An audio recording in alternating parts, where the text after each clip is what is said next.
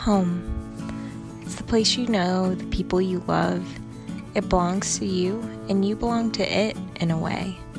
With each new day comes triumphs and challenges under your own part of the sun sphere. It's yours. It's home. One of the first questions people often ask is, where are you from? Everyone's life has a series of bright moments that offer something new. A new job, a new place, a new person. Perhaps the question should be, who is your home, not where?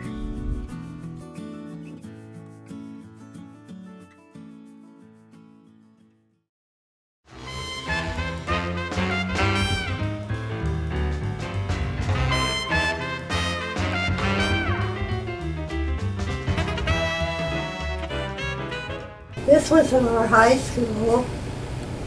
You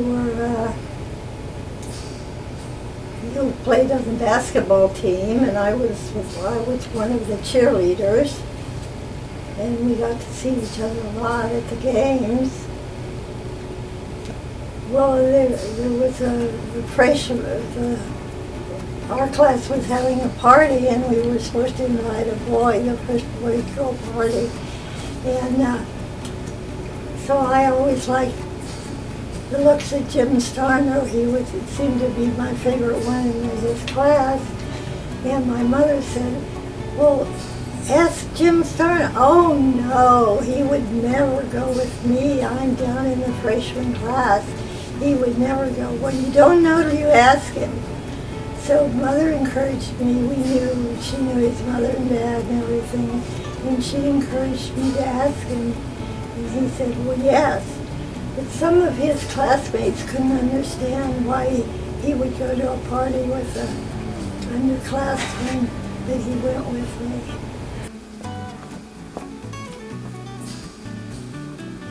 I just thought she was one of the most beautiful girls that I ever seen in the world.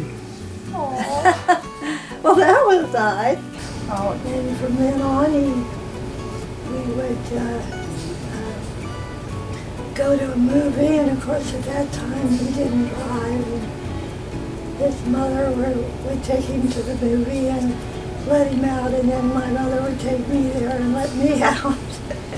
And we'd go to a movie together, each transported there.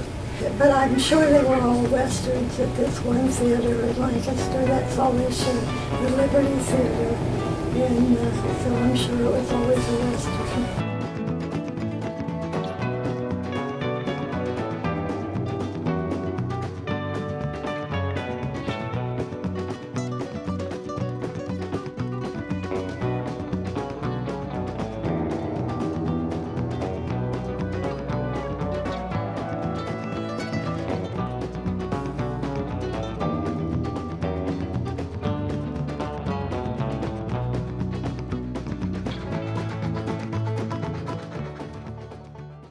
Received my draft notice immediately. Finished my last final at Ohio State in the fall quarter, December the 12th, 1943. And December 13th, 1943, I was inducted in the Army at Fort Hays in Columbus, Ohio. But we just talked on the phone and everything. Again, when the draft notice came, it was basically upsetting everyone because he had to leave college and go to war at 18. I was given a furlough, and it was about the first week in June, and I was home on furlough when D-Day happened. And when I reported back, I went into my first sergeant and told him who I was, and I said I wanted to volunteer for the paratroopers. And he said that the heat must have got me. He said, boy, he said, you sleep on that. He said, if you still want to join the paratroopers in the morning, he said, you come in and see me. So about 7 o'clock the next morning, I was right back in our company headquarters and told the first sergeant I wanted to join the paratroopers. And he said, boy, you are crazy.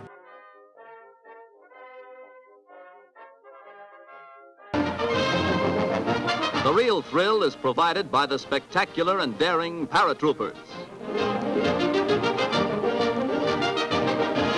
Volunteers, every one of them. They like action and thrills, as the camera plainly reveals when a whole regiment takes to the silk in a mass invasion from the skies.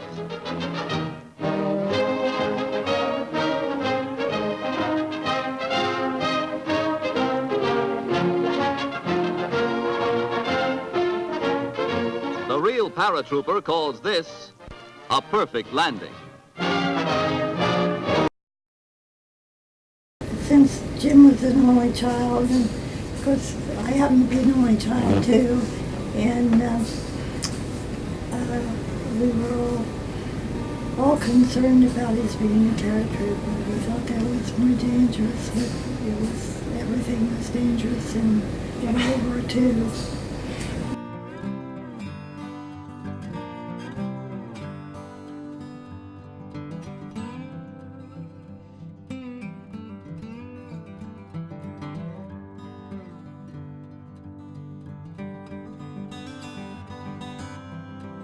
The whole war is in here.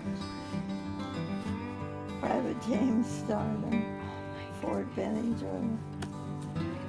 Any letter you ever wrote me about him?